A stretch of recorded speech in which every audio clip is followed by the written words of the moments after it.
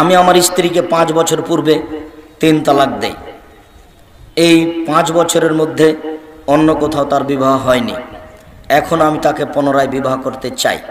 এই অবস্থায় শরিয়া মোতাবেক বিধান জানতে চাই। আপনি তাকে বিবাহ করতে পারবেন না, অন্য কেউ বিবাহ করবে, তার ইচ্ছে মতো কোনোদিন তালাক দিবে, তারপরে আপনি তাকে বিবাহ করবেন। পৃথিবীতে আর নারী নাই, এটাই কেন আপনার মাথায় আসলো?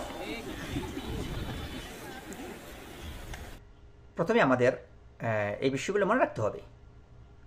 যখন কেউ তালাক সম্পর্কে কোনো বিষয় জিজ্ঞাসা করবে, প্রশ্ন করবে, তাহলে প্রথমেই আপনাদের মনে রাখতে হবে তালাক কিভাবে দিয়েছে অথবা কি অবস্থায় তালাক হয়েছিল, এই বিষয়গুলো আমাদের জানতে হবে।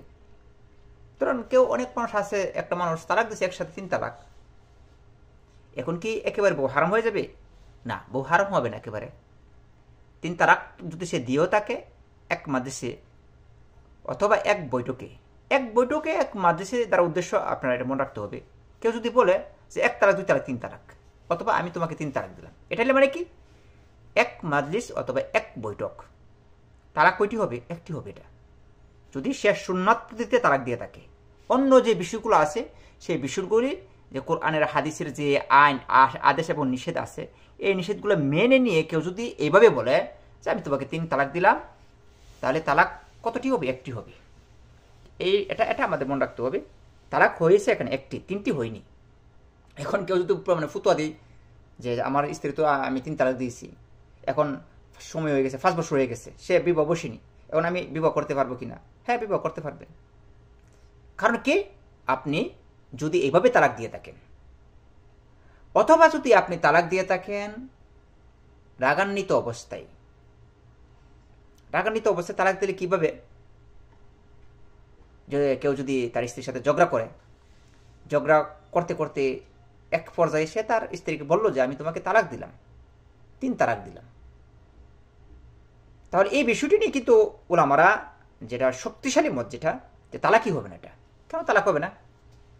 কারণ রাসূল সাল্লাল্লাহু আলাইহি ওয়াসাল্লাম হাদিস আছে, রাসূল সাল্লাল্লাহু আলাইহি ওয়াসাল্লাম বলেন যে লা তালাকা ওয়ালা আতাকা ফি ইগলাক, বাধ্যকৃত, রাগান্বিত, পাগলের তালাক, বোকা, যেসব অধিকতর বোকা, ওইসব লোকের তালাক হবে না।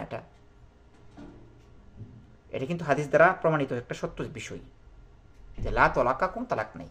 এবং রাসূল সাল্লাল্লাহু আলাইহি ওয়াসাল্লাম বলেছেন যে ইন্নাল্লাহা তাজাওয়াজা লি আন উম্মতি আল খাতা ওয়ান নাসিয়ানা ওয়া মাস্তুকরিউ আলাইহি,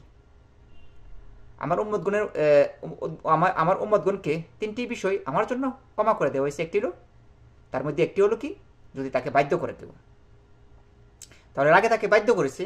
আর রাগটা কোথায় থেকে আসে? শয়তানের পক্ষ থেকে রাগ আসে। এই জন্য আমরা কিন্তু কোনো মানুষ রাগান্বিত হই, তখন আমরা ভুলি যে আউযু বিল্লাহি মিনাশ শাইতানির রাজিম, আল্লাহর কাছে আশ্রয় চাই শয়তানের হতে। রাগে তো মানে কি করেছে? তাকে বাধ্য করেছে, মানে কি এর উদ্দেশ্য কি? শয়তানি তাকে বাধ্য করেছে। তাহলে তালাক হবে কি করে?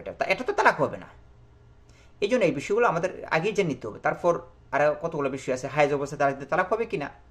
শক্তিশালী মত হিসেবে আমাদের কাছে ইবনে তাইমিয়া, তারপর ইমাম ইবনে বাস, তারপর হলো ইবনে উসাইমিন রাহিমাহুল্লাহ, তারা বলেন হায়েজ অবস্থায় তালাক হবে না, কারণ এটা বেদাতি তালাক। আর রাসূল সাল্লাল্লাহু আলাইহি ওয়াসাল্লাম বলেছেন যে মান আমিলা আমালান লাইসা আলাইহি আমরুনা ফাহুয়া রাদ্দুন, যে ব্যক্তি এমন আমল করবে যে আমল আমি মুহাম্মদ সাল্লাল্লাহু আলাইহি ওয়াসাল্লাম করিনি, ফাহুয়া রাদ, সেটা প্রত্যাখ্যান, বর্জনীয়। রাসূল ইসলাম এমন কোন সহিহ হাদিস পাওয়া যায় না যে রাসূল ইসলাম বলেছেন যে হায়েজ অবস্থায় তালাক দিলে তার তালাক হয়ে গেছে। তো এই বিষয়গুলো লক্ষ্য রেখে তালাকের ফাতোয়া গ্রহণ করতে হবে। এটা খুব গুরুত্বপূর্ণ বিষয়, বিষয়গুলো। তাহলে কেউ যদি 3 বছর 5 বছর আগে তালাক দেয়, একসাথে 3 তালাক, যদি এইভাবে বলে যে আমি তোমাকে 3 তালাক দিলাম, এর পূর্বে কোনো তালাকই দিইনি, তাহলে এই যে আবার এই যে তালাক হয়েছে, এখন প্রশ্ন, এটা আরো অনেক বিষয় এখানে জড়িয়ে আছে। ওই সময় যে তালাকটা দিয়েছিল সে কি রাগান্বিত অবস্থায় তালাক দিয়েছিল কিনা, নাকি আসলে সুন্নি তালাকই দিয়েছিল?